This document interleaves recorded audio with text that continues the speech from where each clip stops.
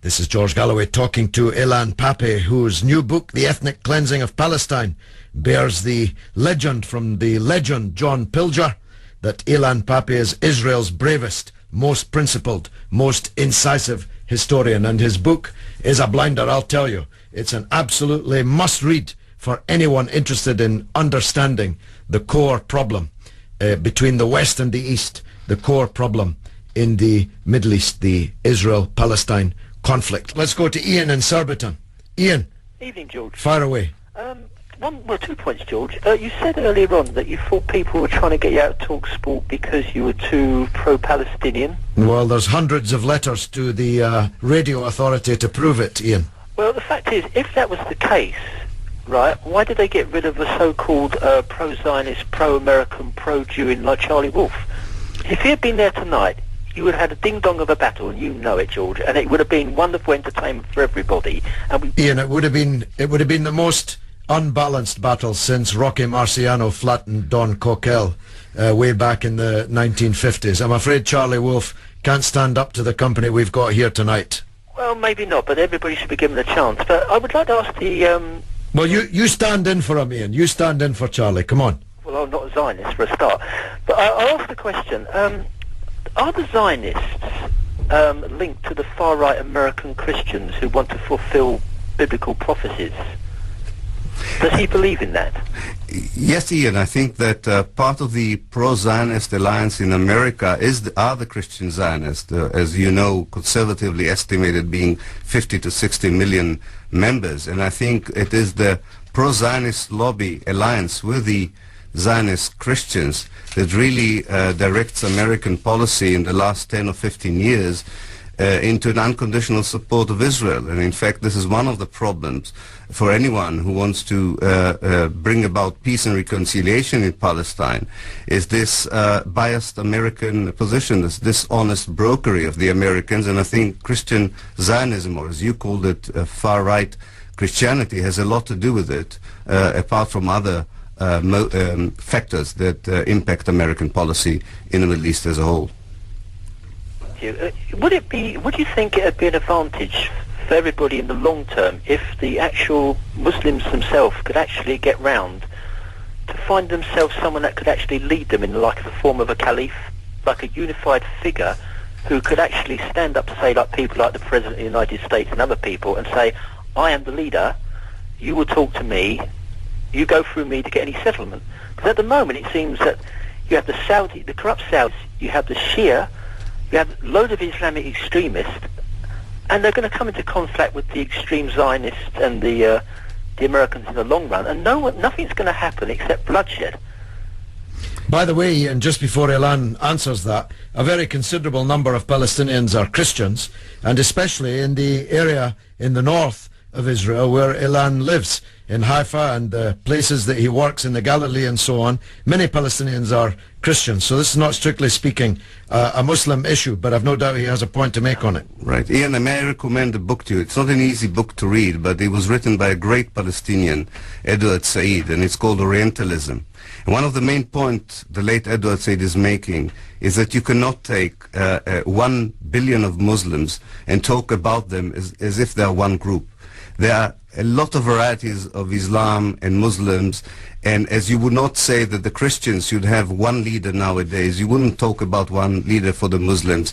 These are human beings as Christians and Jews are, and they have the same follies and advantages of any other community. So I think we should be serious about it, and we should understand that in the question of Palestine, we have Muslims victimized by a Jewish state. This is the problem in black and white. I mean, there's no other way of explaining it, and this oppression has to come to an end. And the other questions you have brought up are part of the global agenda, and we'll face them all here or there. But first of all, let us bring an end to the continued oppression and victimization of the Palestinians by Zionism and later by Israel. I'm talking with Ilan Pappe, Israel's bravest, most incisive historian, about his new book, The Ethnic Cleansing of Palestine. We've got Victor in London on the line. Victor, thanks for phoning TalkSport. Galloway, good evening. and to your colleague there. Yes, Good evening, Ilan Victor. Pappe is his name, yes.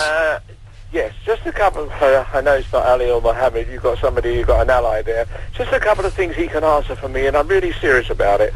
When he said that the Palestinians had no options and the Israelis were driving out, what was wrong with the Camp David affair a few years ago? Didn't they want to accept it? Yes, Victor, the Camp David was not a fair deal for the Palestinians. If you look at the map of Palestine and Israel, you would see that the Camp David offered the Palestinian less than 20% of their homeland, and in this 20% they were offered something like 2 or 3 Bantustans and not a proper independent state. Moreover, the Camp David Accord did not offer any solution for the victims of the ethnic cleansing, the Palestinian refugees. It did not recognize the right of the Palestinians of return, which is recognized by the United Nations. In short, the Oslo Accord turned out to be an Israeli search for a substitute for the occupation and not a genuine solution for the Palestine problem. What do you say, Victor? Just one other thing, George, one other question. I'm only going by the history that I know of. Is it not a fact that Jordan, I was going to say threw out or excluded a lot of Palestinians from their borders at one time or other and sent them over to Palestine or to Israel? It's partly true. I mean, there was a purge of Palestinians from Jordan in 1970, but to Lebanon, not to Israel. Oh, they didn't go to Israel? No, they didn't go to Israel. And it's true that some of the Arab regimes are also didn't play the role they should have played and protect the rights of the Palestinians. Victor, what do you say? I say thank you for educating me on that. Thank you for being willing to be educated. Let me read some of these emails that are flooding in now. No time for quality control. Let's read them because Ilan has to get going soon. Wasim in Bradford. George, great show. Quick question. What's the problem? Israel needs to get out of the occupied territories. It's as simple as that. Well, it's simply stated, Wasim. It's certainly not simple to bring it about. What absolute sense you make, George. You're a shining light in a very dark world. Keep up your good work. Lee from Manchester. Great show. Thanks for that, Lee. You only like Quisling Jews like him. He forgets it was the Arabs said they would exterminate the Jewish population after rejection of partition of Eretz Yisrael. They lost a war. They started. As many Jews left Arab countries after persecution or expulsion. They have no right to return. Israel has enough Arabs already. If you and Pilger like this man, he must be a Quisling, says Craig in Birmingham. Now there, Ilan, in 5 lines, is distilled pure pro-Israel hatred. I could not have designed this email to include more smears, more insults, and more falsification in it. Let's hear what you think of that one. Yeah, I really hope the person who wrote this would read my book, because I think for the first time you have a book that explains what the Arab armies were trying to do in 1948, which was to stop the ethnic cleansing from being completed. They came too late and with too little forces, and that's why the ethnic cleansing took place. And secondly, anyone who says that Israel has too many Arabs in it is really is a racist. Yeah. Because a state should have as many people as it wants, as can live in it, regardless of their race, religion, or origin. And that's what we are striving for, those of us who believe in peace, both in Israel and in Palestine. There are 1 or 2 racists still unpersuaded, but remarkably, this show is beginning to persuade people of the truth of this conflict, and your presence here tonight is a very, very important asset for that.